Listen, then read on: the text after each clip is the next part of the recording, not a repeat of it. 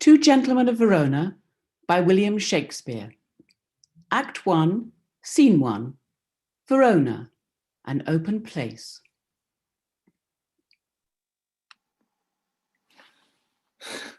Cease to persuade, my loving Proteus. Home-keeping youth have ever homely wits, were it not affection chains thy tender days to the sweet glances of thy honoured love. I rather would entreat thy company to see the wonders of the world abroad, than living dully sluggardized at home, wear out thy youth with shapeless idleness. But since thou lovest, love still, and thrive therein, even as I would when I to love begin. Wilt thou be gone? Sweet Valentine, adieu. Think on thy Proteus when thou haply seest some rare, noteworthy object in thy travels.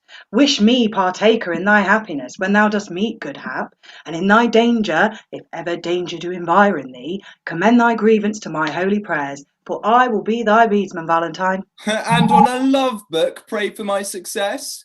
Upon some book I love, I'll pray for thee. That's on some shallow story of deep love, how young Leander crossed the Hellespont. That's a deep story of a deeper love, for he was more than over shoes in love. 'Tis true, for you are over boots in love, and yet you never swum the Hellespont. Over the boots? Nay, give me not the boots. No, I will not, for it boots thee not. What? To be in love, where scorn is bought with groans, coy looks with heart-sore sighs, one fading moment's mirth, with 20 watchful, weary, tedious nights, if haply won, perhaps a hapless gain, if lost, why then a grievous labour won. However, but a folly bought with wit, or else a wit by folly vanquished. So by your circumstance you call me fool? So by your circumstance I fear you'll prove. 'Tis love you cavil at, I am not love. Love is your master, for he masters you. And he that is so yoked by a fool, methinks, should not be chronicled for wise. Yet writers say, as in the sweetest bud the eating canker dwells, so eating love inhabits in the finest wits of all. And writers say, as the most forward bud is eaten by the canker ere it blow, even so by love, the young and tender wit is turned to folly, blasting in the bud, losing his verdure even in the prime, and all the fair effects of future hopes. But wherefore waste thy time to counsel thee, that art a votary to fond desire? Once more adieu, my father at the road expects my coming, there to see me shipped. And thither will I bring thee, Valentine. Oh, no, Proteus. No, sweet Proteus, no. Now, let us take our leave. To Milan, let me hear from thee by letters of thy success in love, and what news else betideth here in absence of thy friend, and likewise will visit thee with mine. All happiness bechance to thee in Milan. As much to you at home, and so farewell. He after honour hunts, I after love. He leaves his friends to dignify them more. I leave myself, my friends, and all for love. Thou, Julia, thou hast metamorphosed me, made me neglect my studies, lose my time, war with good counsel, set the world at naught, made wit with musing weak, heart sick with thought. Sir Proteus save you! Saw you my master? But now he parted hence to embark for Milan. 20 to 1 then he is shipped already, and I've played the sheep in losing him. Indeed, a sheep doth very often stray, and if the shepherd be a while away. You conclude that my master is a shepherd then, and I a sheep? I do. Why then, my horns are his horns, whether I wake or sleep. A silly answer, and fitting well a sheep. This proves me still a sheep. True, and thy master a shepherd. Nay, that I can deny by a circumstance. It shall go hard, but I'll prove it by another. The shepherd seeks the sheep, and not the sheep the shepherd. But I seek my master, and my master seeks not me. Therefore, I am no sheep. The sheep for fodder follow the shepherd for food follows not the sheep. Thou for wages followest thy master for wages follows not thee. Therefore, thou art a sheep. Such another proof will have me cry, bah! But, dost thou hear, gavest thou my letter to Julia? Ay, sir, I, a lost mutton, gave your letter to her, a laced mutton, and she, a laced mutton, gave me, a lost mutton, nothing for my labour. Beshrew me, but you have a quick wit. Oh, not as slow as your purse. Well, sir, here is for your pains. What said she? Truly, sir, I think you'll hardly win her. Why, couldst thou perceive so much from her? So I could perceive nothing at all from her. No, not so much as a ducat for delivering your letter. And being so hard to me that wrought your mind, I fear she'll prove as hard to you in telling your mind. Give her no tokens but stones, for she's as hard as steel. What said she? Nothing? No, not so much as take this for thy pains.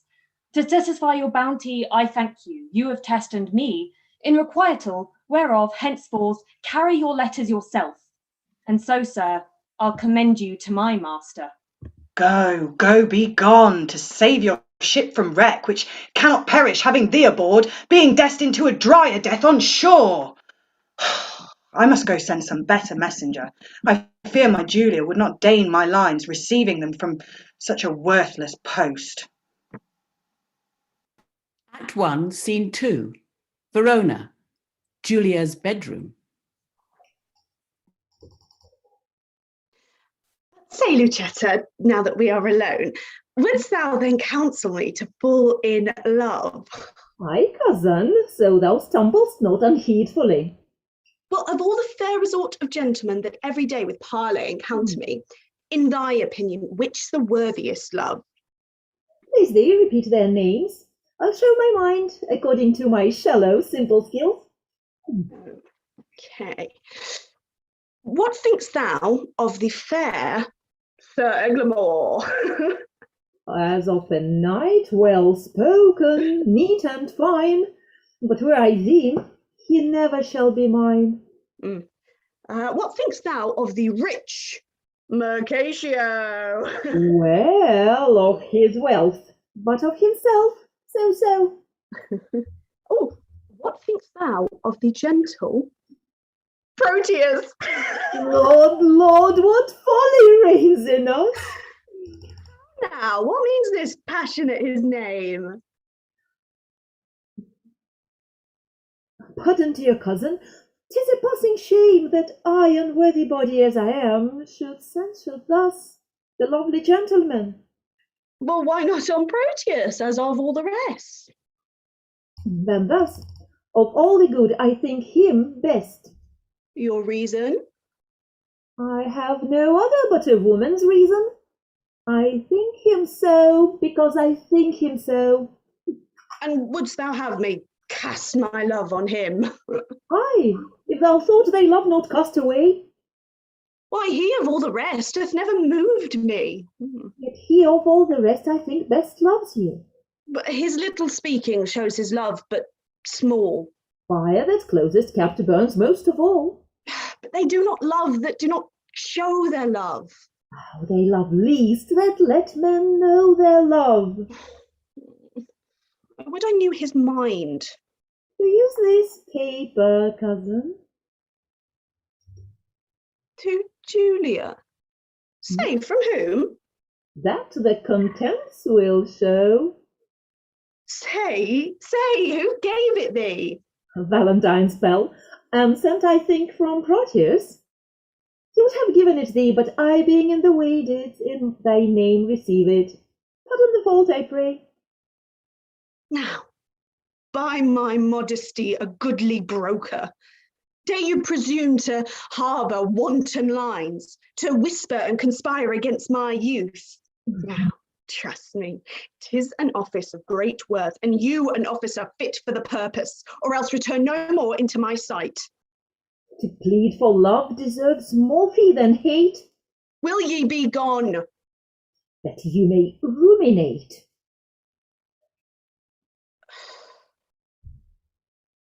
And yet I would I had o'erlooked the letter. It were a shame to call her back and pray her to a fault for which I chid her. Fie, fie, how wayward is this foolish love. How angrily I taught my brow to frown when inward joy enforced my heart to smile. My penance is to call Lucetta back and pray remission for my folly past. What ho, Lucetta! What would your ladyship? It's near dinner time. I would it were, that you might kill your stomach on your meat and not upon your friend. What is that you took up so gingerly? Nothing. Why didst thou stoop then? To take a paper up that I let fall. And is that paper nothing? Nothing concerning me. Then let it lie for those that it concerns. Cousin, it will not lie where it concerns, unless it finds a false interpreter. This babble shall not henceforth trouble me. Here is a coil with protestation. Go, get you gone and let the papers lie. You would be fingering them to anger me. She makes it strange, but she would best be pleased to be so angered with another letter. Nay, would I were so angered with the same. Oh, hateful hands to tear such loving words, injurious wasps to feed on such sweet honey and kill the bees that yield it with your stings. Oh, I'll kiss each several paper for amends. Look, oh, here is writ, kind Julia, unkind Julia. As in revenge of thy ingratitude, I throw thy name against the bruising stones, trampling contemptuously on thy disdain. Oh, and here is writ, love wounded Proteus. Poor wounded name. My bosom as a bed shall lodge thee till thy wound be thoroughly healed. And thus I search it with a sovereign kiss. But twice or thrice was Proteus written down. Be calm, good wind. Blow not a word away until I have found each letter in the letter. Except mine own name. That some whirlwind bear unto a ragged, fearful, hanging rock and throw it thence into the raging sea. Oh, lo, here in one line is his name twice writ. Poor forlorn Proteus, passionate Proteus, to the sweet Julia. Oh, that I'll tear away. And yet I will not, sith so prettily he couples it to his complaining names. Thus will I fold them, one on another. Now kiss, embrace, contend. Do what you will. Cousin, dinner is ready, and your father stays. Well, let us go. What, and let those papers lie like telltales here? Oh, if you respect them, best to take them up. Cousin, you may say the sights you see. I see things too, although you judge I wink. Come, come, will please you go. Act 1, Scene 3, Verona, Antonia's mansion.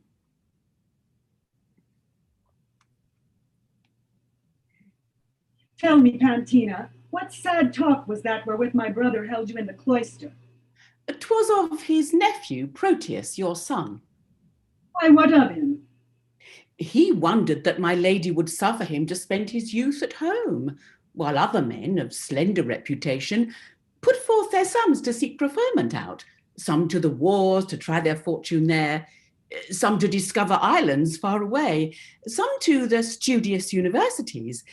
For any or all of these exercises, he said that Proteus, your son, was meet, and did request me to importune you to let him spend his time no more at home, which would be a great impeachment to his age, in having known no travel in his youth. I have considered well his loss of time, and how he cannot be a perfect man, not being tried and tutored in the world. Experience is by industry achieved and perfected in the swift course of time. And tell me, whither were I best to send him?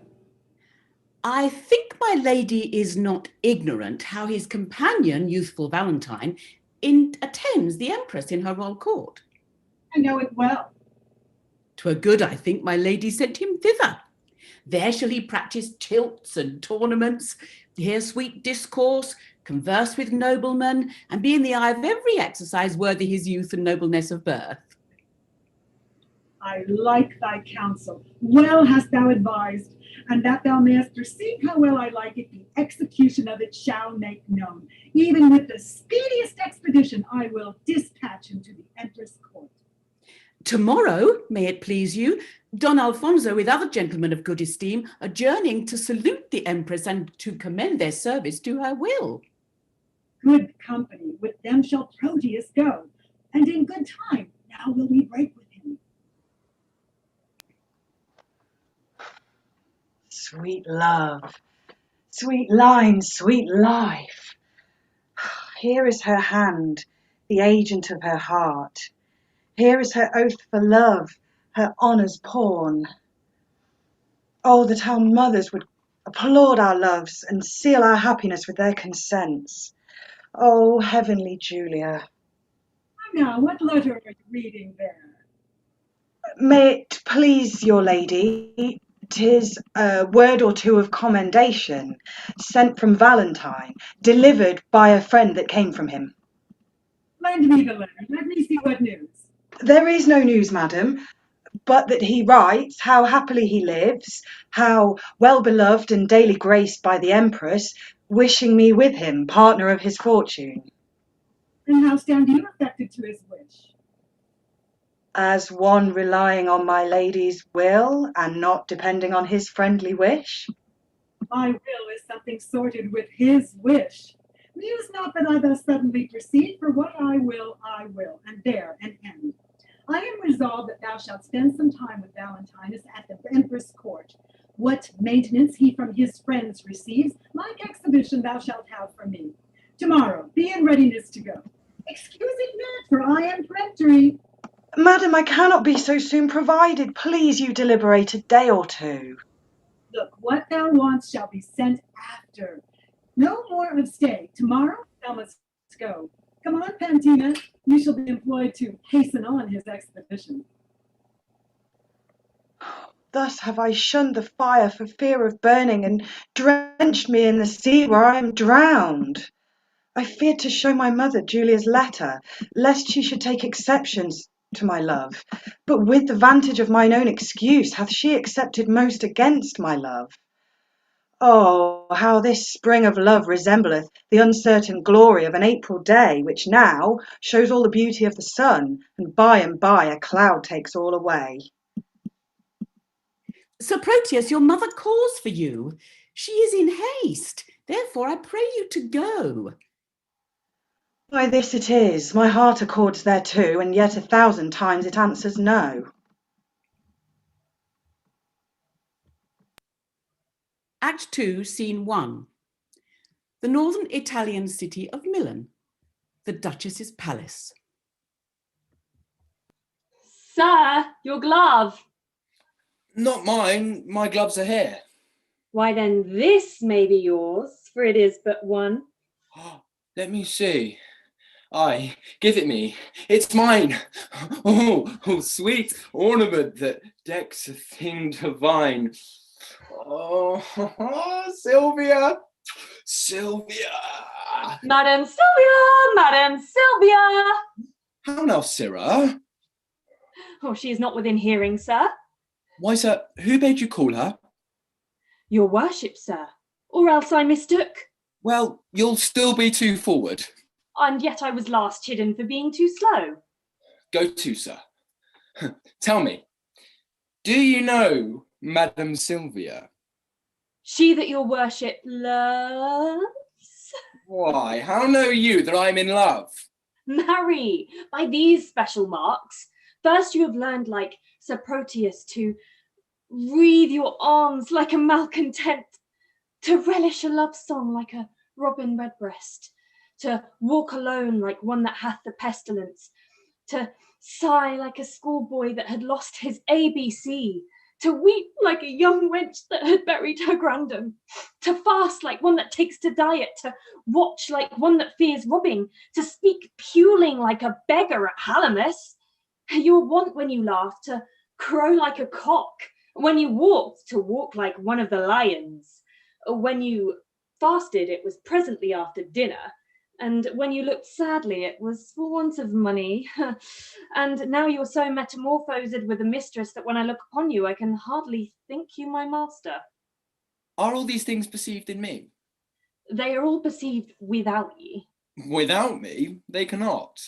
But tell me, dost thou know my lady Silvia?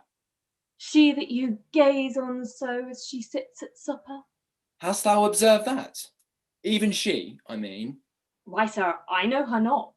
Dost thou know her by my gazing on her, and yet knowest her not? Is she not hard favoured, sir? Not so fair, sir, as well favoured.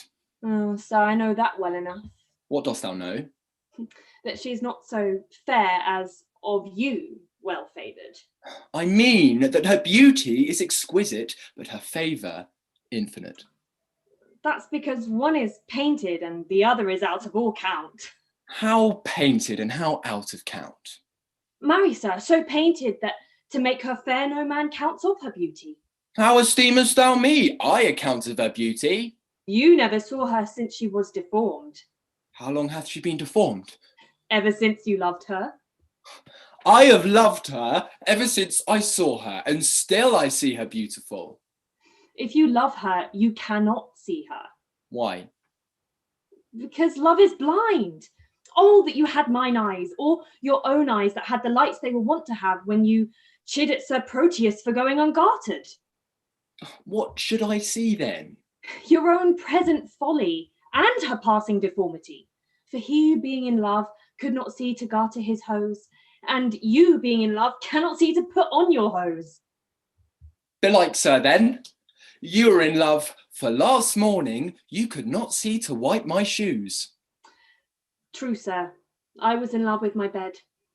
I thank you, you swinged me for my love, which makes me all the bolder to chide you for yours. In conclusion, I stand affected to her. Oh, I would you were set so that your affections would cease. Last night she enjoined me to write some lines to one she loves. And have you? I have. Are they not lamely writ? No, boy, but as well as I can do them. Here she comes. Oh, excellent motion. Oh, exceeding puppet, now he will interpret to her. Madam and mistress, 1,000 good morrows. Oh, give ye good even, here's a million of manners. Sir Valentine and servant, to you 2,000. He should give her interest, and she gives it him. As you enjoined me, I have writ your letter unto the secret nameless friend of yours, which I was much unwilling to proceed in, but for your duty to your ladyship. My duty. I thank you, gentle servant. 'Tis very clerkly done. Oh no, trust me, madam, it came hardly off. For being ignorant to whom it goes, I writ at random, very doubtfully. Perchance you think too much of so much pains. No, madam. So instead I will write, please you command, 1,000 times as much. And yet... A pretty period. Well, I guess the sequel. And yet I will not name it, and yet I care not, and yet take this again, and yet I thank you, meaning henceforth to trouble you no more. And yet you will, and yet another yet. What means your ladyship? Do you not like it? Yes, yes, the lines are very quaintly writ, but since unwillingly, take them again. Nay, take them. Madam, they are for you. Aye, you writ them, sir, at my request, but I will none of them. They are for you. I would have had them writ more movingly. Please you, I'll write your ladyship another. And when it's writ, for my sake, read it over, and if it please you, so. If not, why, so.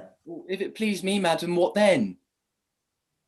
Why, if it please you, take it for your labour. So, good morrow, servant.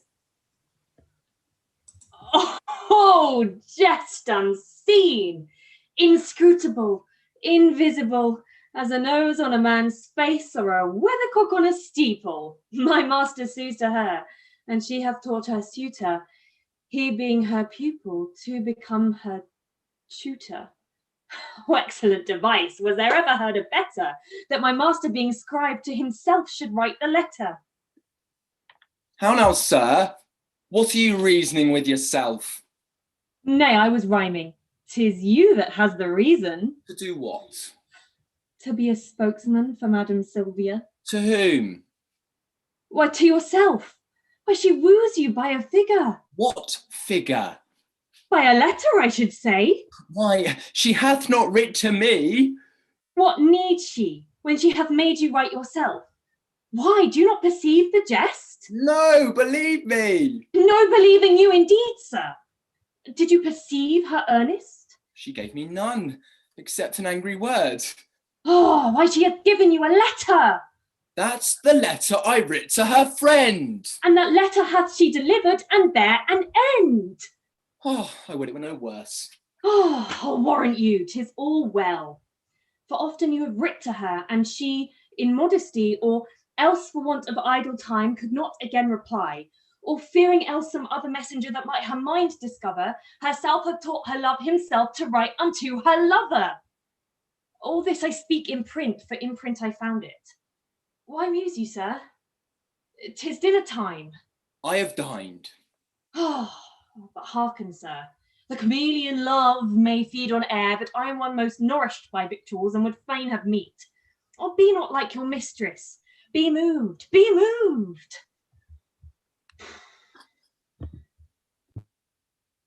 Act 2, Scene 2. Verona, the ferry terminal.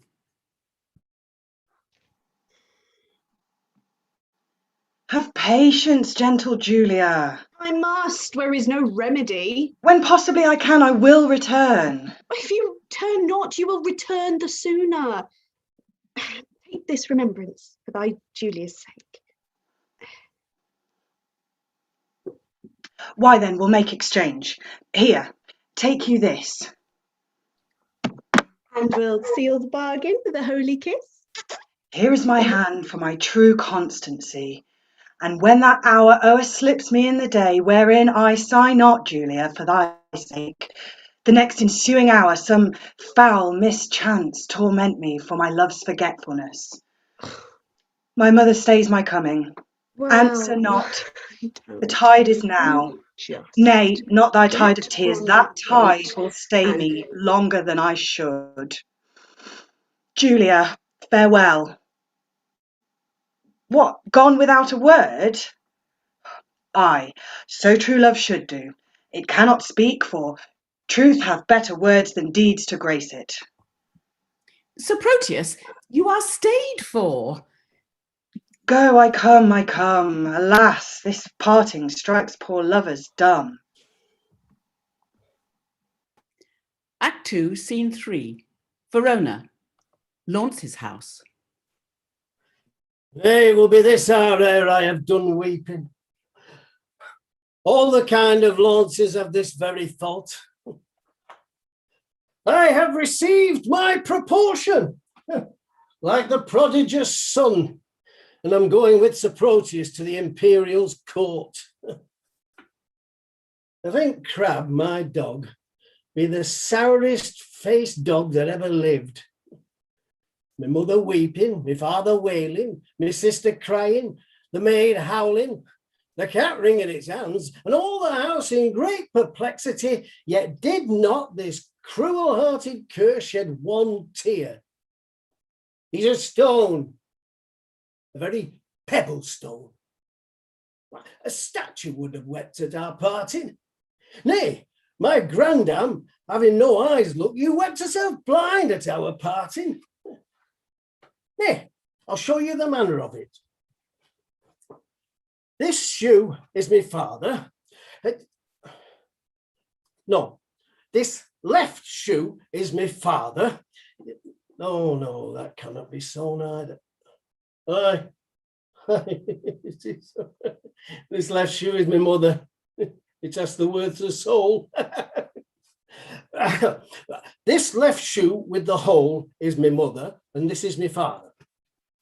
Right. Get the vengeance on it. Sit. This staff is my sister. Look you, it's as white as a lily and as small as a wand. This hat is Nan, our maid. Now, go I to my father. Father, your blessing. Well, the shoe cannot speak for weeping. Well, I kiss my father. Well, he weeps on. Now go I to my mother. Would she could speak like a woodwoman. Well, I kiss her. Oh, there's my mother's breath up and down. Oh. Now go I to my sister. Mark the moan she makes. Now the dog all this while says not a word, sheds not a tear, but see how I lay the dust with my tears. Launce, away, aboard. Thy master is shipped, and thou art to post after with oars. What's the matter? Why weepest thou, man? Away, ass. You'll lose the tide if you tarry any longer. Wilt thou go? Well, I will go. Act 2, Scene 4. The city of Milan, the Duchess' palace. Sir Thurio frowns on you.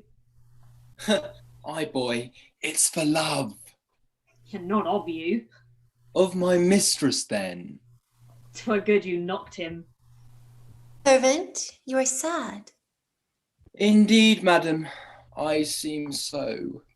Seem you that you are not? Haply I do. So do counterfeits. So do you. What seem I that I am not? Wise. What instance of the contrary? Your folly. And how quote you my folly? I quote it in your jerkin. My jerkin is a doublé. Well then, I'll doublé your folly. How? So angry, Sir Thurio, do you change colour? Give him leave, madam. He is a kind of chameleon. That hath more mind to feed on your blood than live in your air. You have said, sir. Aye, sir, and done too, for this time. I know it well, sir. You always end ere you begin. A fine volley of words, gentlemen, and quickly shot off. 'Tis indeed, madam. We thank the giver.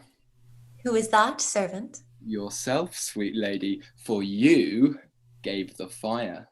Sir Thurio borrows his wit from your ladyship's looks, and spends what he borrows kindly in your company. Sir, if you would spend word for word with me, I will make your wit bankrupt.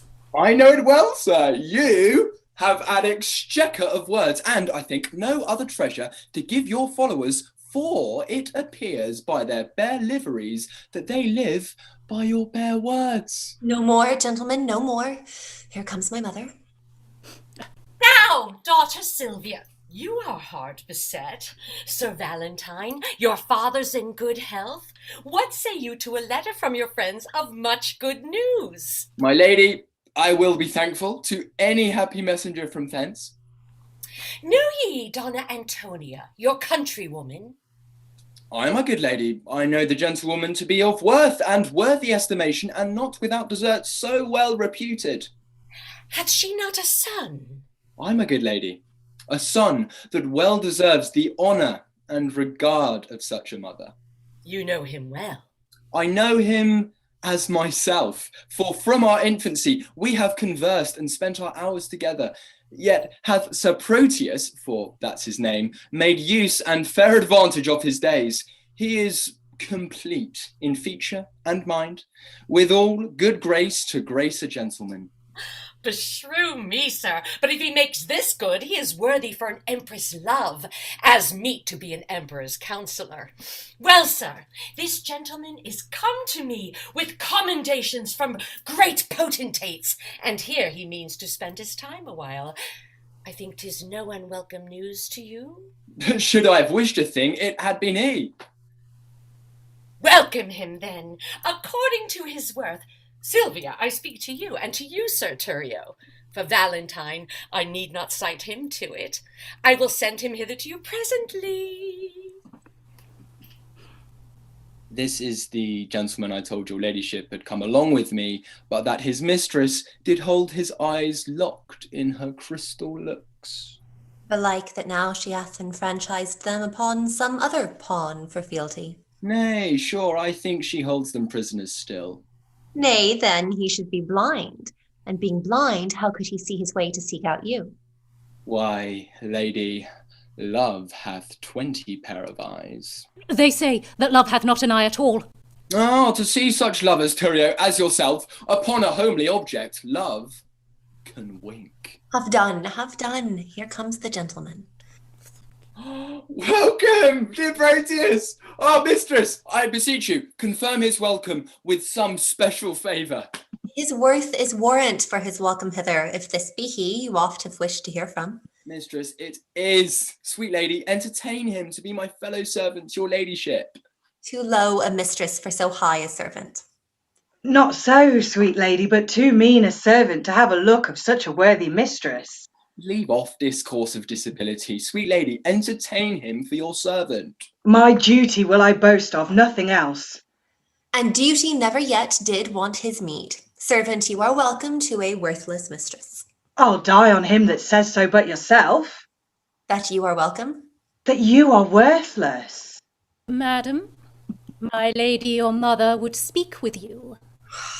I wait upon her pleasure. Come, Sir Thurio, go with me. Once more, new servant, welcome. I'll leave you to confirm of home affairs. When you have done, we look to hear from you. We'll both attend upon your ladyship.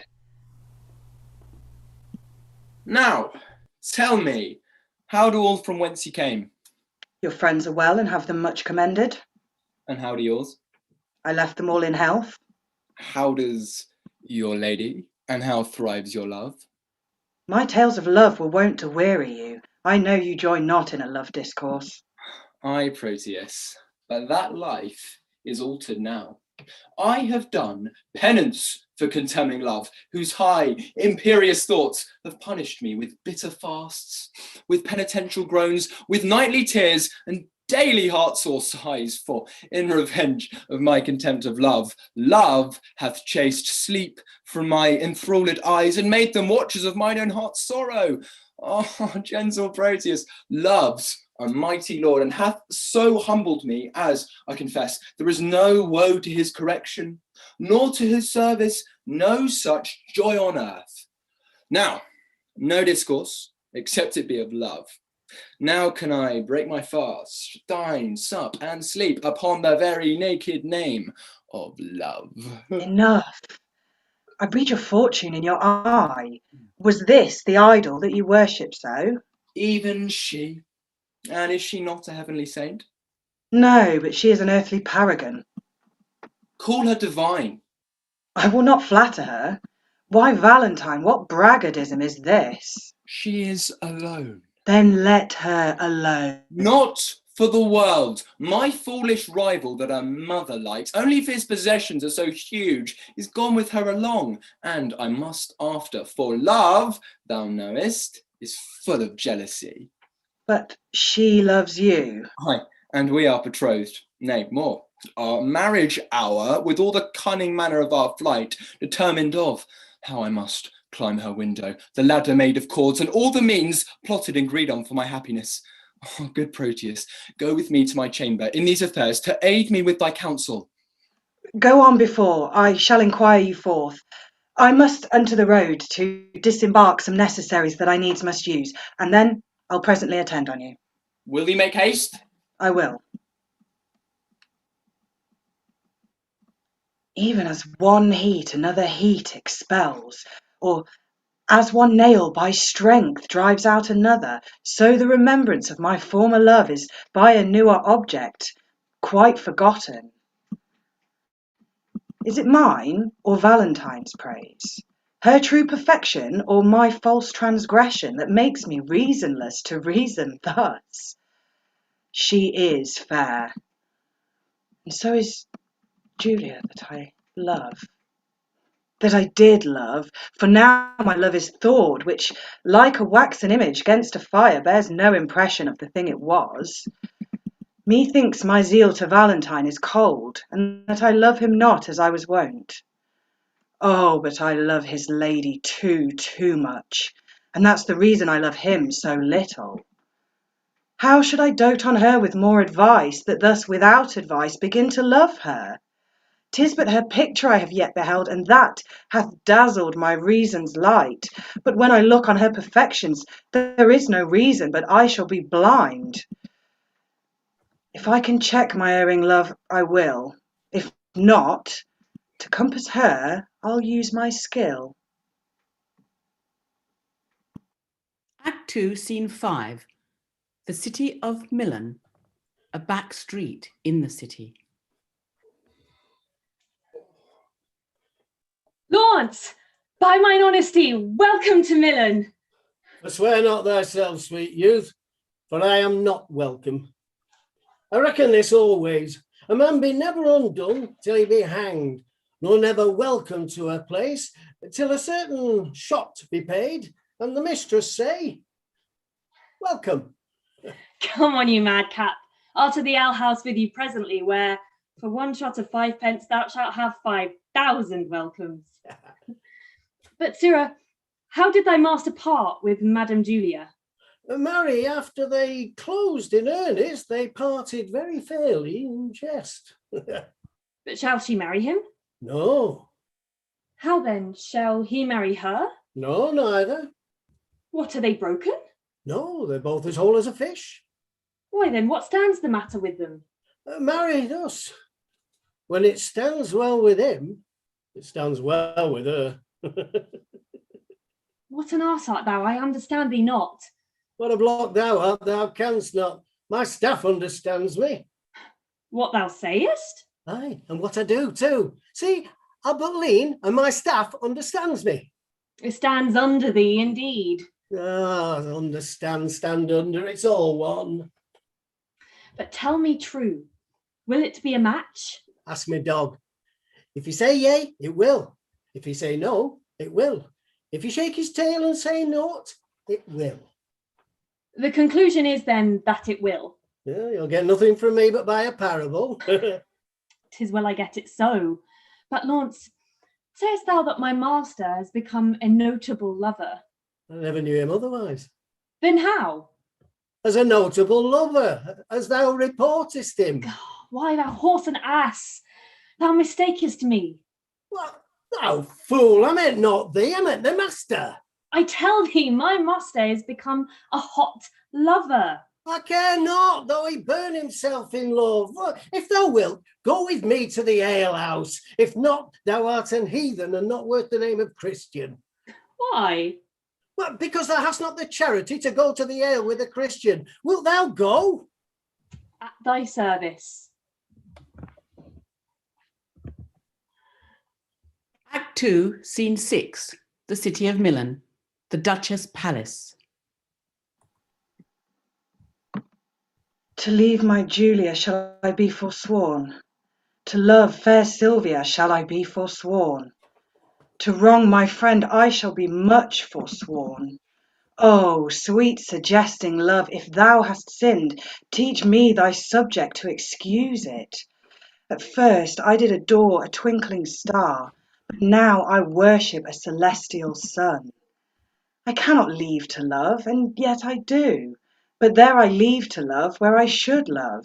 Julia I lose, and Valentine I lose. If I keep them, I needs must lose myself. If I lose them, thus find I by their loss, for Valentine myself, for Julia Silvia.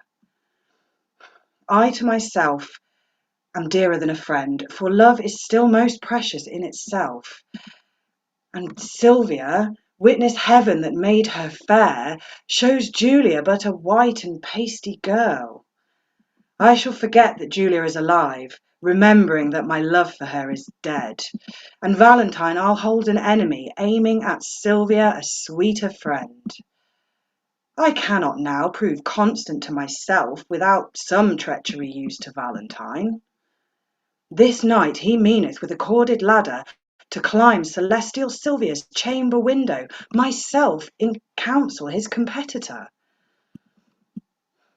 Now presently I'll give her mother notice of their disguising and pretended flight, who, all enraged, will banish Valentine, for Thurio she intends shall wed her daughter. But Valentine being gone, I'll quickly cross by some sly trick, blunt Thurio's dull proceedings. Love, lend me wings to make my purpose swift, as thou hast lent me wit to plot this drift. Act 2, Scene 7, Verona, Julia's house. Counsel, Lucetta, gentle girl, assist me to lessen me and tell me some good reason how, with my honour, I may undertake a journey to my loving Proteus. Alas, the way is wearisome and long. A true devoted pilgrim is not weary to measure kingdoms with his feeble steps. Better forbear till Proteus make return. Didst thou but know the inly touch of love, thou wouldst as soon go kindle fire with snow as seek to quench the fire of love with words. I do not seek to quench thy love's hot fire, but qualify the fire's extreme rage, lest it might burn beyond the bounds of reason. The more thou dampst it up, the more it burns. Then let me go and hinder not my course. I'll be as patient as a gentle stream and make a pastime of each weary step, till the last step have brought me to my love. And there I'll rest, as after much turmoil, a blessed soul doth in Elysium. But in what habit wilt thou go along? Not like a woman, for I would prevent the loose encounters of lascivious men. Oh, gentle Lucetta, bit me with such weeds as may beseem some well-reputed page. Well then, your ladyship must cut your hair. Oh, girl, I'll knit it up in silken strings with 20-odd conceited true love knots. What fashion, cousin, shall I make thy breeches? Thou must needs have them with a codpiece, Jude. Ah, coward Lucetta, that would be ill-favoured. Lucetta, as thou lovest me, let me have what thou thinkest meet and is most mannerly. Dost thou fear it will make thee scandalized? If thou think so, then stay at home and go not. Nay, that I will not. Then never dream of infamy, but go. That is the least, Lucetta, of my fear. Base men that use them to so base effect. But truer stars did govern Proteus first. His words are bonds, his oaths are oracles, his love sincere, his thoughts immaculate, his tears pure messengers sent from his heart as far from fraud as heaven from earth. Pray heavens he proves so, when thou comest to him. Now, as thou lovest me, do him not that wrong to bear a hard opinion of his truth, only deserve my love by loving him. Now, presently, go with me to my chamber. Come, answer not, back to it presently. I am impatient of my tarriance. Act 3, Scene 1. The city of Milan. A cloistered chamber in the Duchess' palace. Now tell me, Proteus, what's your will with me? My gracious lady, that which I would discover, the law of friendship bids me to conceal. No, worthy prince, Sir Valentine, my friend, this night intends to steal away your daughter. Myself am one made privy to the plot. Thus, for my duty's sake, I rather choose to cross my friend in his intended drift than, by concealing it, heap upon your head a pack of sorrows which would press you down, being unprevented, to your timeless grave. Proteus, I thank thee for thine honest care, and oftentimes have purpose to forbid Sir Valentine her company and my court. But fearing lest my jealous aim might err, and so unworthily disgrace the man, I gave him gentle looks, thereby to discover that which thyself hast now disclosed to me. I nightly lodge her in an upper tower, the key whereof myself hath ever kept, and thence she cannot be conveyed away. No, noble lady, they have devised a mean how he her chamber window will ascend, and with a corded ladder fetch her down, for which the youthful lover now is gone, and this way comes he with it presently, where, if it please you, you may intercept him. Upon mine honour, he shall never know that I had any light from thee of this. Adieu, my lady, Sir Valentine is coming. Sir Valentine! Whither away so fast? Please, your grace, there is a messenger that stays to bear my letters to my friends, and I'm going to deliver them. Be they of much import? The tenor of them doth but signify my health and happy being at your court. Nay then, no matter, stay with me a while. I am to break with thee of some affairs that touch me near, wherein thou must be secret. 'Tis not unknown to thee that I have sought to match my friend, Sir Thurio, with my daughter. I know it well, my lady, and sure, the match were rich and honourable. Besides, the gentleman is full of virtue, bounty, worth, and qualities beseeming such a wife as your fair daughter. Cannot your grace win her to fancy him? No! Trust me, she is peevish, sullen, forward, proud, disobedient, stubborn, lacking duty, and, may I say to thee, this pride of hers hath drawn my love from her. I am now full resolved to take a husband, and turn her out to who will take her in. Let her beauty be her wedding dower. For me and my possessions she esteems not. What would your grace have me to do in this? There is a man in Verona here whom I much affect, but he is nice and coy, and not esteems my aged eloquence. Now therefore would I have thee to my tutor, for long agone I have forgot how to court. Besides, the fashion of the times is changed, how and which way I may bestow myself to be regarded in his sun-bright eye. Win him with gifts, if he respect not words. Ah, but he did scorn a present that I sent him. Send him another. Never give him o'er. If he do frown, 'tis not in hate of you, but rather to beget more love in you. Flatter and praise, commend, extol their graces, though ne'er so grim, say they have angels' faces. That woman that hath a tongue, I say, is no woman, if with her tongue she cannot win a man. But he's kept severely from resort of me, that no one hath access by day to him. Why then I would resort to him by night. Oh, aye, but the doors be locked and keys kept safe. What lets but one may enter at his window? His chamber is aloft, far from the ground. Why then, a ladder, quaintly made of cords, to cast up with a pair of anchoring hooks. Now, as thou art a gentleman of blood, advise me where I may find such a ladder. When would you use it? Pray, lady, tell me that. This very night, for love is like a child that longs for all he can come by. By 7 o'clock, I'll get you such a ladder. But hark thee, I will go to him alone. How shall I best convey the ladder thither? It will be light, my lady, that you may bear it under a cloak that is of any length. A cloak as long as thine will serve the turn?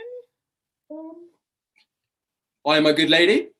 Then let me see thy cloak. I'll get me one of such another length. Why, any cloak will serve the turn, my lady. I pray thee, let me feel thy cloak upon me. What letter is the same? What's here? To Silvia? I'll be so bold to break the seal for once.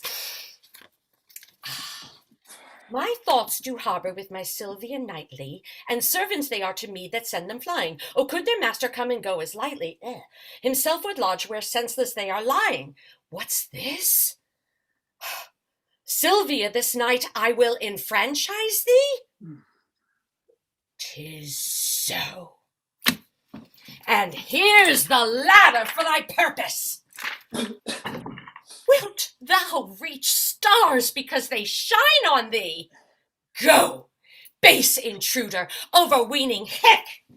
If thou linger in my territories longer than swiftest expedition will give thee speed to leave our royal court, by heaven, my wrath shall far outweigh the love I ever bore my daughter or thyself. Begone! I will not hear thy vain excuse, but as thou lovest thy life, make speed from hence.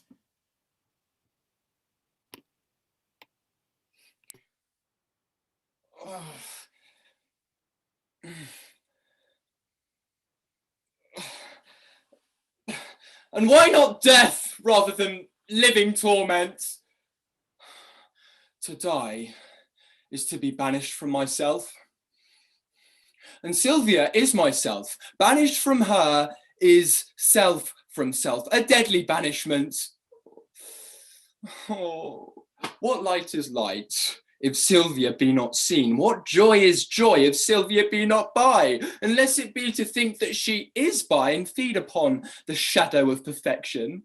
Except I be by Silvia in the night, there is no music in the nightingale. Unless I look on Silvia in the day, there is no day for me to look upon.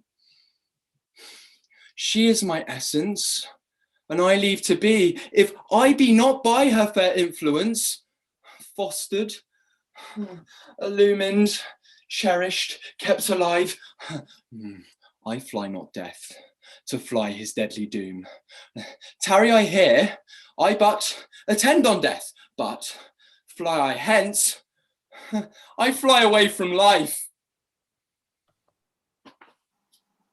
Sirrah, I say, forbear. Friend, Valentine, a word. My ears are stopped and cannot hear good news. So much of bad already hath possessed them. Then in dumb silence will I bury mine, for they are harsh, untunable, and bad. Is Silvia dead? No, Valentine. No Valentine indeed, for sacred Silvia.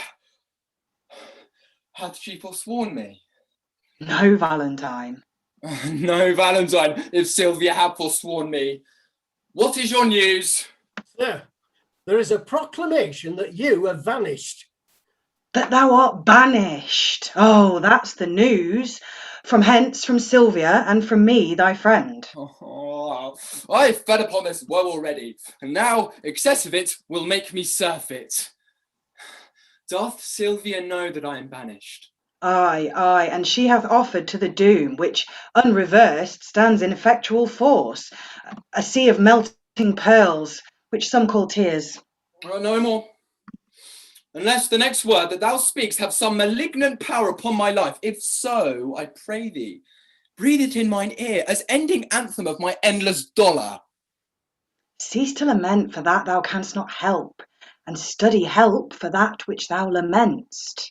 The time now serves not to expostulate. Come, I'll convey thee through the city gate. As thou lovest Silvia, though not for thyself, regard thy danger, and along with me. Oh, my dear Silvia, hapless Valentine. Act 3, Scene 2, the city of Milan, a private chamber in the Duchess' palace. Sir Thurio, fear not, but that she will love you, now Valentine is banished from her sight. But since his exile she hath despised me most, forsworn my company, and railed at me that I am desperate of obtaining her. A little time will melt her frozen thoughts, and worthless Valentine shall be forgot. How now, Sir Proteus? Is your countryman, according to our proclamation, gone? Gone, my good lady. My daughter takes his going grievously. A little time, my lady, will kill that grief. So I believe, but Thurio thinks not so. Proteus, the good conceit I hold of thee, for thou hast shown some sign of good desert, makes me the better to confer with thee. Longer than I prove loyal to your grace, may I not live to look upon your grace. Thou knowest how willingly I would effect the match between Sir Thurio and my daughter. I do, my lady. And also I think thou art not ignorant how she opposes her against my will. She did, my lady, when Valentine was here. Aye, and perversely she persevers so. What might we do to make the girl forget the love of Valentine and love Thurio? The best way is to slander Valentine with falsehood, cowardice, and poor descent, 3 things women highly hold in hate. Aye, but she will think that it is spoken hate. Aye, if his enemy delivers it.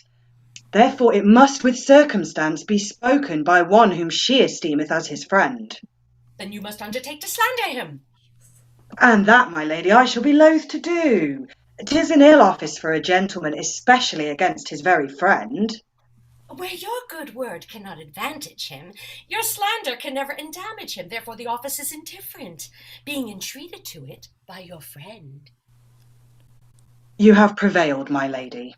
But say this weed her love from Valentine, it follows not that she will love Sir Thurio.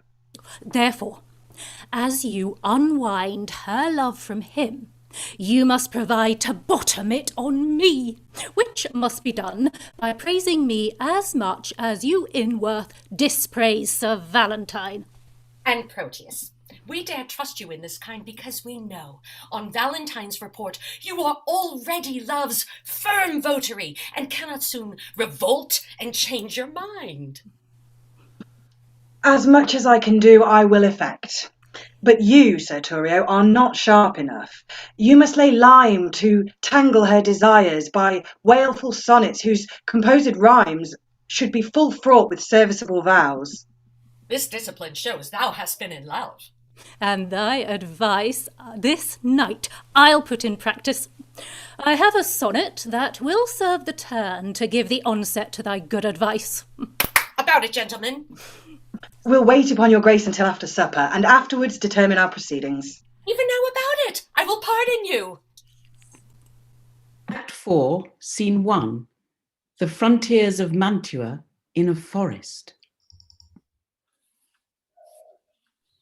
I must stand fast. I see a passenger. If they be 10, shrink not, and down with them. Stand, sir, and throw me that you have about you. If not, I'll make you sit and rifle you. So we are undone. This is the villain that all the travellers do fear so much. My friend, That's not so, sir. I am your enemy.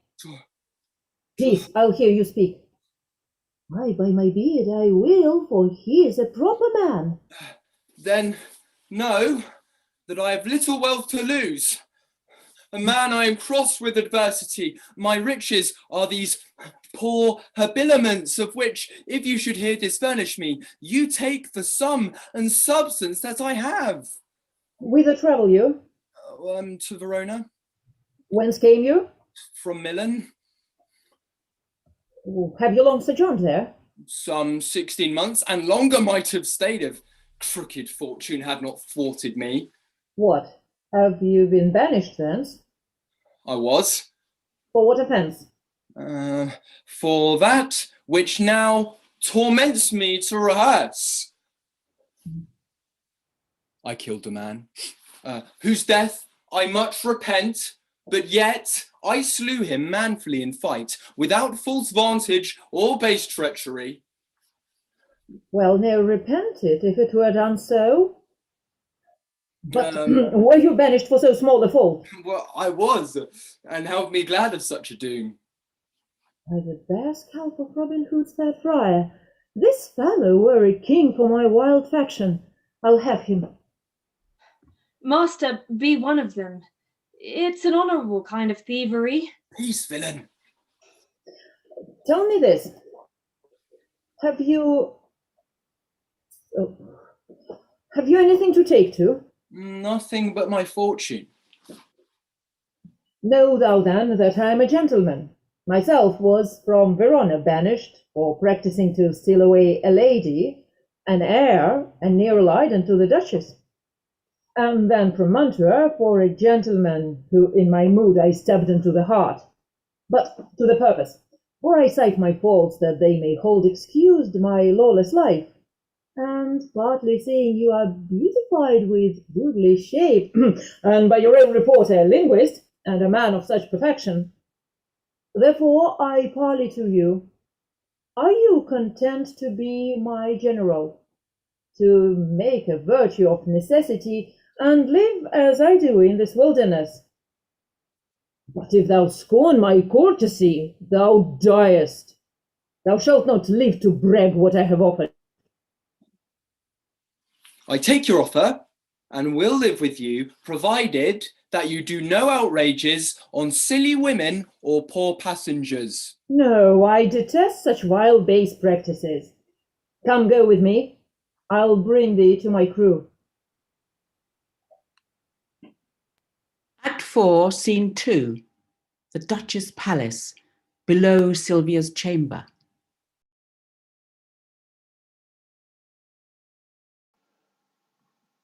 Already have I been false to Valentine, and now I must be as unjust to Thurio.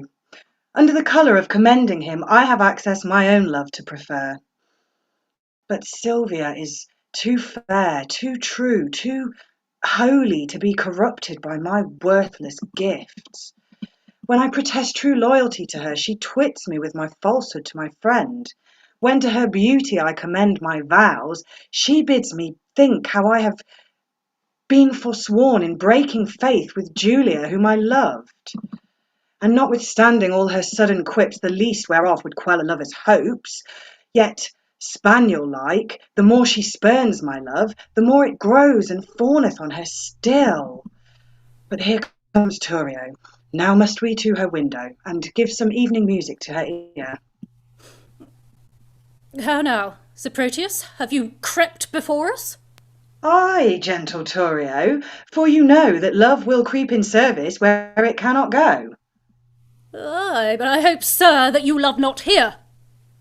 Sir, but I do, or else I would be hence. Who? Silvia? Ay, Silvia, for thy sake. Then I thank you for your own. Let us tune a while and to it lustily. Now, my young guest, methinks you're Aley-Carly. I pray you, why is it? Marry, mine host, because I cannot be merry. Come, we'll have you merry.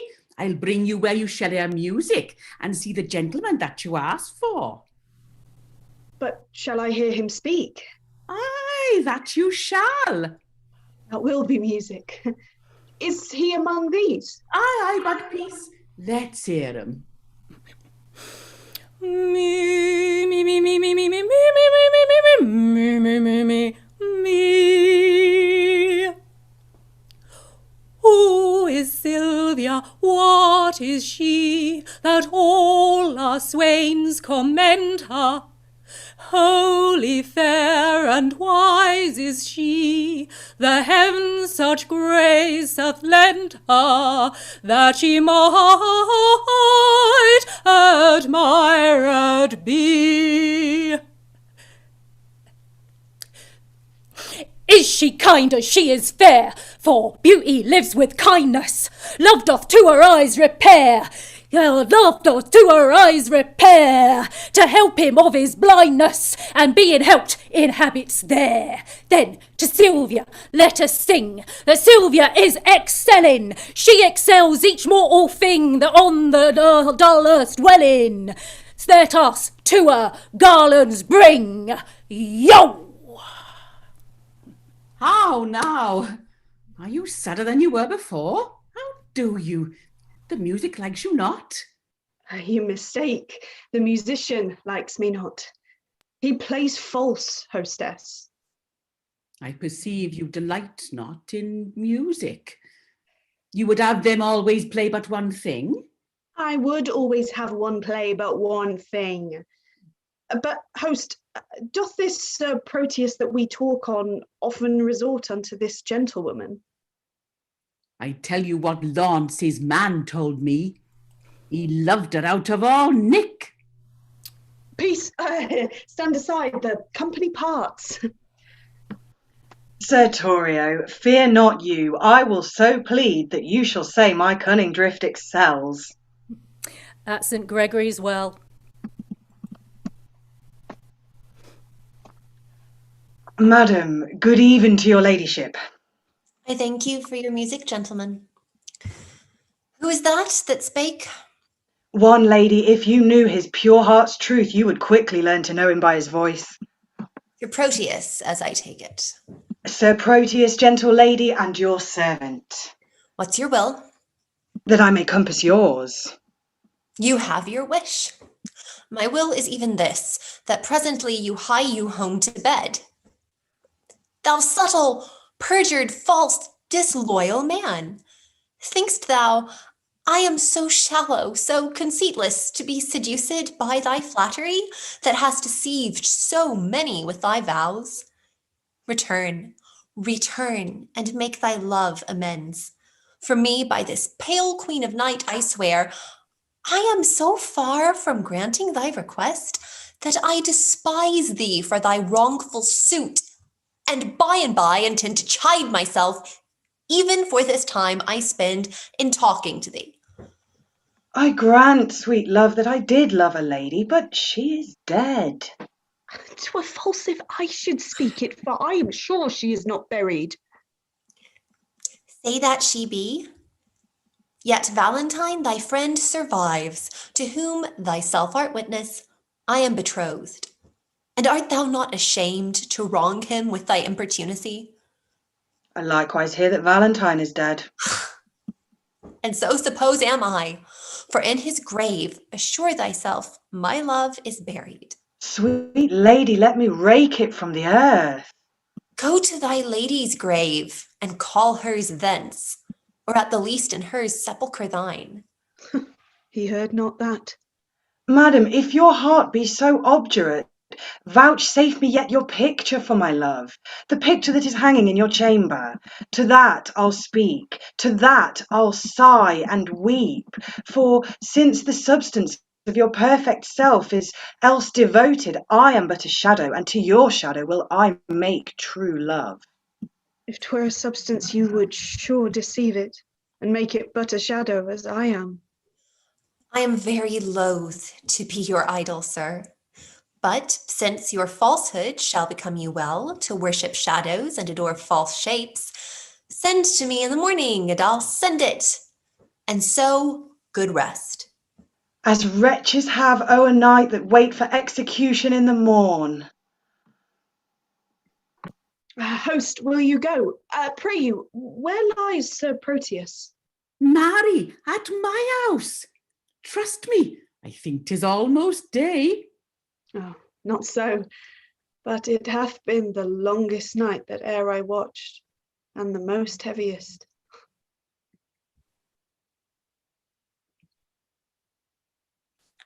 Act 4, Scene 3, the palace, below Silvia's chamber.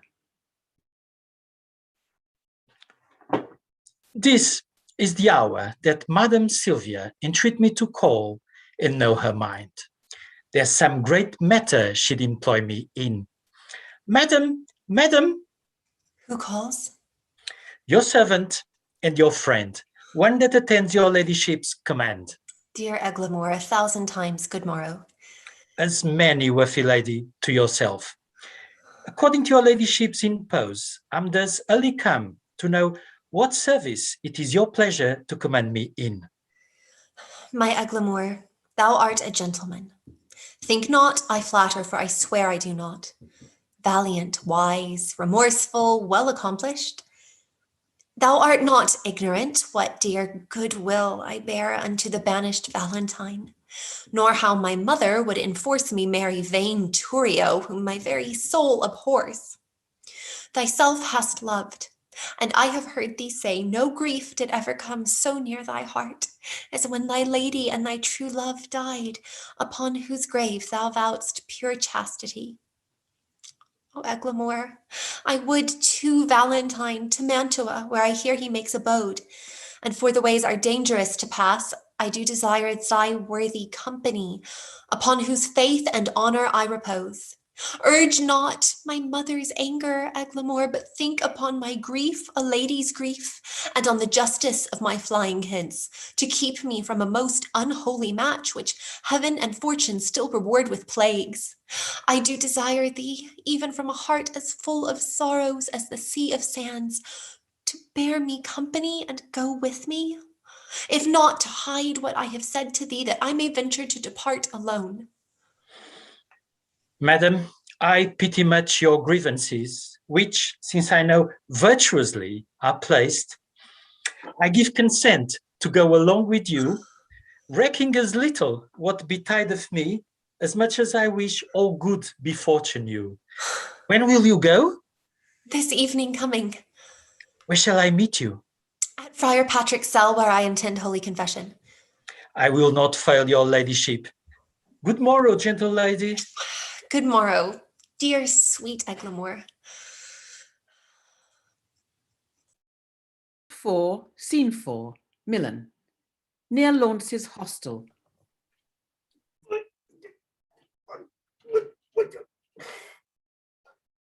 When a man's servant shall play the cur with him, look you, it goes hard. I was sent to deliver him as a present to Mistress Silvia from my master. And I came no sooner into the chamber, but he steps me to a trencher and steals a capon's leg. Oh, 'tis a foul thing indeed when a dog cannot keep himself in all companies. If I had not had more wit than he to take upon me a fault that he did, I think he'd have been hanged for it. Sure as I live, he'd have suffered for it. You shall judge. He thrusts me himself into the company of 3 or 4 gentlemen like dogs under the Duke's table. He hadn't been there, bless the mark, a pissing while, but the whole room smelt him. What care is that? Says one. Whip him out, says another. Hang him up, says the Duke. I, having been acquainted with the smell before, knew it was crab, and goes me to the fellow that whips the dogs. Friend, quoth I, you mean to whip the dog? Ay, marry, do I, quoth he. You do him the more wrong, quoth I. 'Twas I did the thing you wot of. He makes me no more ado, but whips me out the chamber. How many masters would do this for their dogs, eh? Nay, I'll be sworn. I've sat in the stocks for geese he hath killed, otherwise he'd have been suffered for it. I've stood in the pillory for puddings he hath stolen, otherwise he'd have been executed. Thou think'st not of this now? Nay, I remember the trick you served me when we took our leave of Madam Silvia. Did I not bid thee mark me and do as I do?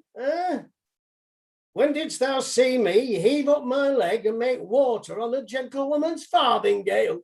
Didst thou ever see me do such a trick? Sebastian is thy name. I like thee well, and will employ thee in some service presently. In what you please, I'll do what I can. I hope thou wilt. How now, you whoreson peasant? Where have you been these 2 days loitering? I carried Mistress Silvia the dog you bade me. And what said she to my little jewel? She said your dog's a cur, and curish thanks were good enough for such a present. But she received my dog. No, here I've brought him back again. What, didst thou offer her this from me? Aye. Well, the other squirrel was stolen from me by the hangman boys in the marketplace, and then I offered her my own dog, which is a dog 10 times as big as yours, and therefore the gift the greater. Go, get thee hence and find my dog again, or else ne'er return into my sight. Away, I say, stayest thou to vex me here? Oh, a hick that still an end turns me to shame. Sebastian, I have entertained thee partly that I have need of such a youth that can with some discretion do my business. Therefore, know thou, for this I entertain thee. Go presently, and take this ring with thee. Deliver it to Madam Silvia. She loved me well, delivered it to me. It seems you love not her to leave her token. She is dead, belike. Not so, I think she lives. Lass. Wherefore dost thou cry alas? I cannot choose but pity her. Wherefore shouldst thou pity her? Because methinks that she loved you as well as you do love your lady Silvia. She dreams of him that has forgot her love. You dote on her that cares not for your love. 'Tis pity love should be so contrary, and thinking of it makes me cry alas. Well, give her that ring, and therewithal this letter. That's her chamber. Tell my lady I claim the promise of her heavenly picture. Your message done, hie home unto my chamber, where thou shalt find me sad and solitary. How many women would do such a message? Because he loves her, he despiseth me. Because I love him, I must pity him. This ring I gave him when he parted from me to bind him, to remember my goodwill. And now am I, unhappy messenger, to plead for that which I would not obtain, to carry that which I would have refused, to praise his faith which I would have dispraised. I am my master's true confirmed love, but cannot be true servant to my master unless I prove false traitor to myself. Yet will I woo for him, but yet so coldly as heaven it knows, I would not have him speed. Gentlewoman, good day. I pray you, be my mean to bring me where to speak with Madam Silvia. What would you with her, if that I be she? If you be she, I do entreat your patience to hear me speak the message I am sent on. From whom? From my master, Sir Proteus, madam. Oh, he sends you for a picture. Aye, madam. Go give your master this. Tell him from me, one Julia that his changing thoughts forget would better fit his chamber than this shadow. Madam, please you peruse this letter. Oh, pardon me, madam. I have unadvised delivered you a paper I should not. This is the letter to your ladyship.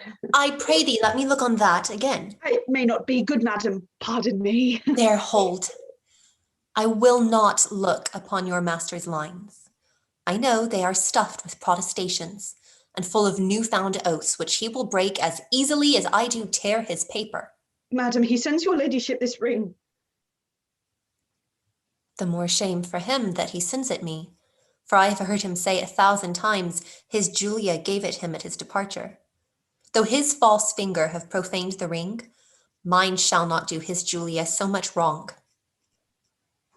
She thanks you. What sayst thou? I thank you, madam, that you tender her. Poor gentlewoman, my master wrongs her much. Dost thou know her? Almost as well as I do know myself. To think upon her woes, I do protest that I myself have wept 100 several times. Belike she thinks that Proteus hath forsook her. I think she doth, and that's her cause of sorrow. Is she not passing fair? She hath been fairer, madam, than she is. When she did think my master loved her well, she, in my judgment, was as fair as you. But since she did neglect her looking-glass and threw her sun-expelling mask away, the air hath starved the roses in her cheeks and pinched the lily tincture of her face, and now she is become as gaunt as I. How tall was she? About my stature. For at Pentecost I was trimmed in Madam Julia's gown, which served me as fit by all men's judgments, as if the garment had been made for me. Therefore, I know she is about my height. She is beholding to thee, gentle youth. Alas, poor lady, desolate and left. I weep myself to think upon thy words. Here, youth, there is my purse. I give thee this for thy sweet mistress' sake, because thou lovest her. Farewell. And she shall thank you for it, if e'er you know her. A virtuous gentlewoman, mild and beautiful. I hope my master's soup will be but cold, since she respects my mistress' love so much. Alas, how love can trifle with itself. Here is her picture. Let me see. I think if I had such attire, this face of mine were full as lovely as is this of hers. And yet the painter flattered her a little, unless I flatter with myself too much. Her hair is raven, mine is perfect auburn. Well, if that be all the difference in his love, I'll get me such a coloured periwig. Her eyes are grey as glass, and so are mine. But her forehead's low, and mine's as high. What should it be that he respects in her? But I can make respective in myself, if this fond love were not a blinded god. Come, shadow, and take this shadow up, that is thy rival. Oh, thou senseless form, thou shalt be worshipped, kissed, loved, and adored. And were there sense in his idolatry, my substance should be statue in thy stead. I'll use thee kindly, for thy mistress' sake, that use me so. Or else, by Jove, I vow I should have scratched out your unseeing eyes to make my master out of love with thee. Act 5, Scene 1, the city of Milan, in the Abbey grounds. The sun begins to gild the western sky, and now it is about the very hour that Silvia at Friar Lawrence's cell should meet me. She will not fail, for lovers break not their hours, unless it be to come too early, so much they spur their expedition. See, where she comes. Lady, a happy evening. Amen, amen. Go on, good Eglamour, out at the postern by the abbey wall. I fear I am attended by some spies. Fear not, the forest is not 3 leagues off. If we recover that, we are sure enough. Act 5, Scene 2, Milan, Proteus's chamber. Sir Proteus, what says Silvia to my suit? Oh, sir, I find her milder than she was, and yet she takes exceptions at your person. What? That my leg is too long? No, that it is too little. How likes she my discourse? Ill when you talk of war. But well when I talk of love and peace. But better indeed when you hold your peace. How likes she my face? She says it is a fair one. How likes she my valour? Oh, sir, she makes no doubt of that. She needs not when she knows it cowardice. How like she my birth? That you are well derived? True, from a gentleman to a fool. Considers she my possessions?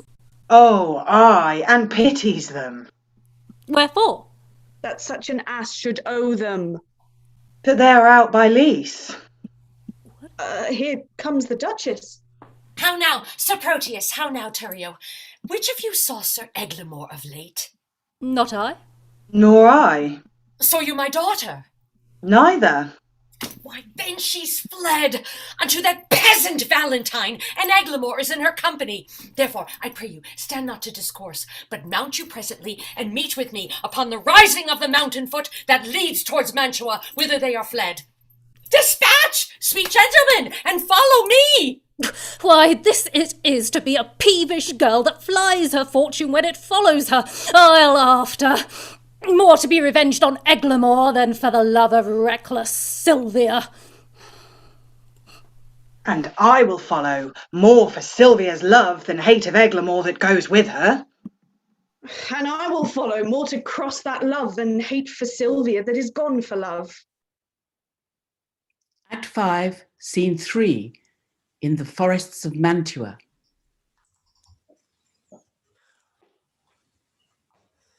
Come, be patient. I must bring you to my captain. 1,000 more mischances than this one have learned me how to brook this patiently. Come, I bring you away. Where is that gentleman that was with her? Being nimble-footed, he hath outrun us. Go thou with me to the west end of the wood. There's our captain. We'll follow him that's fled. Come, I must bring you to our captain's cave. Fear not, he bears an honourable mind, and will not use a woman lawlessly. O Valentine, this I endure for thee. Act 5, Scene 4, in the heart of the forest.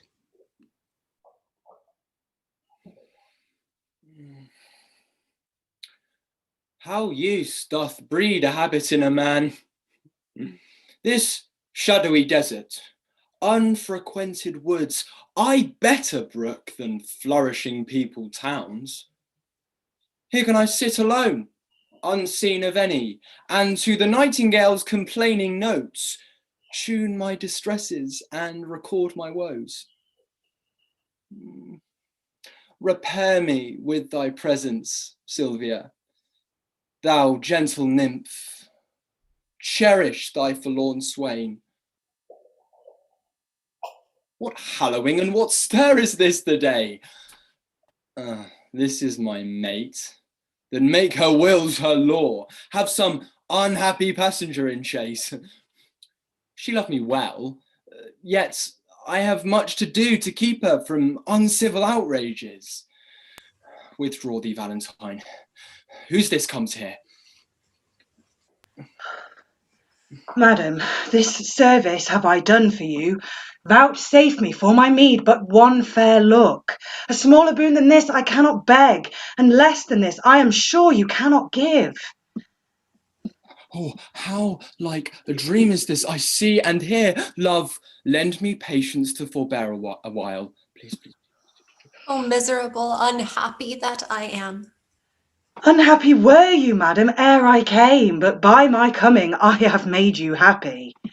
By thy approach thou makest me most unhappy. And me when he approacheth to your presence. Had I been seized by a hungry lion, I would have been a breakfast to the beast, rather than have false Proteus rescue me.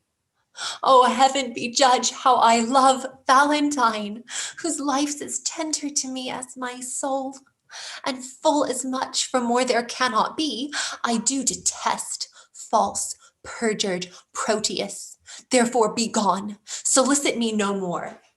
Oh, 'tis the curse in love, and still approved, where women cannot love where they're beloved. When Proteus cannot love where he's beloved. Read over Julia's heart, thy first, best love, for whose dear sake thou didst then rend thy faith into 1,000 oaths, and all those oaths descended into perjury to love me. Thou hast no faith left now, unless thou'st two, and that's far worse than none. Better have none than plural faith, which is too much by one, thou counterfeit to thy true friend. In love, who respects friend? All men but Proteus.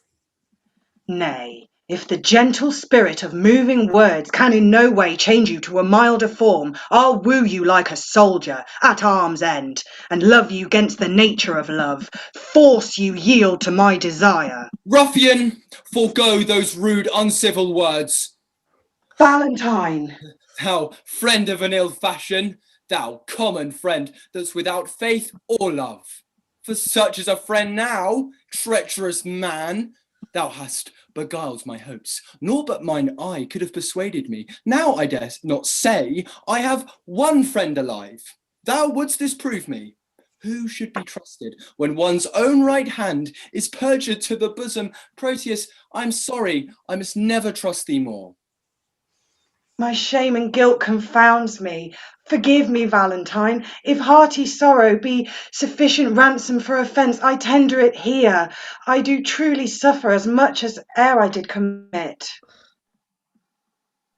Then I am paid. All that was mine in Silvia I give thee. What? How now? What's the matter? Look up, speak. Oh, good sir, my master charged me to deliver a ring to Madam Silvia, which, out of my neglect, was never done. Where is that ring, boy? Here it is. This is it. How? Let me see. Why, this is the ring I gave to Julia. Cry you mercy, sir. I have mistook. This is the ring you sent to Silvia. But how camest thou by this ring? At my depart I gave this unto Julia. And Julia herself did give it me. And Julia herself hath brought it hither. How, Julia? Oh, Proteus, let this habit make thee blush. Be thou ashamed that I have took upon me such an immodest raiment, if shame live in a disguise of love. It is the lesser blot modesty finds women to change their shapes than men their minds. Than men their minds. 'Tis true. Oh, heaven, were men but constant, we were perfect. Come, come. A hand from either. Let me be blessed to make this happy close. 'Twere pity two such friends should be long foes. Bear witness, heaven, I have my wish for ever. And I mine. I say, it is my lady, the Duchess. Your grace is welcome to a man disgraced, banished Valentine. Sir Valentine! Yonder's Silvia, and Silvia's mine! Farrow, give back, or else embrace thy death. Come not within the measure of my wrath. Do not name Silvia thine, if once again Verona shall not hold thee. Here she stands. Take but possession of her with a touch. I dare thee but to breathe upon my love. Sir Valentine, I care not for her.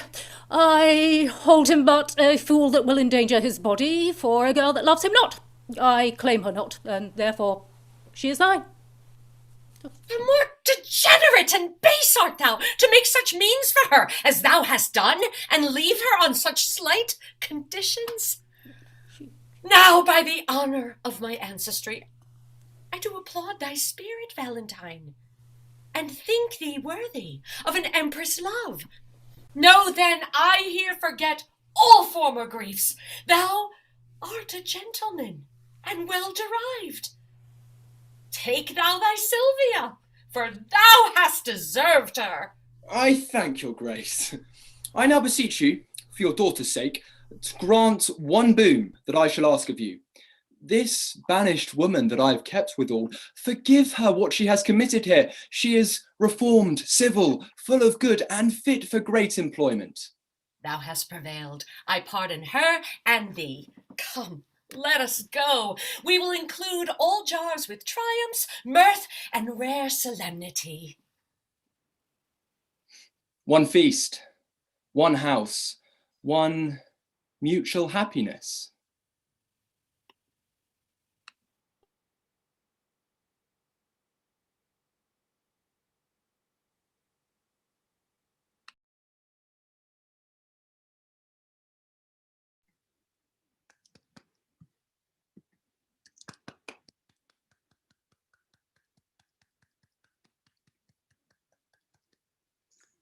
Thank you, ladies and gentlemen, boys and girls.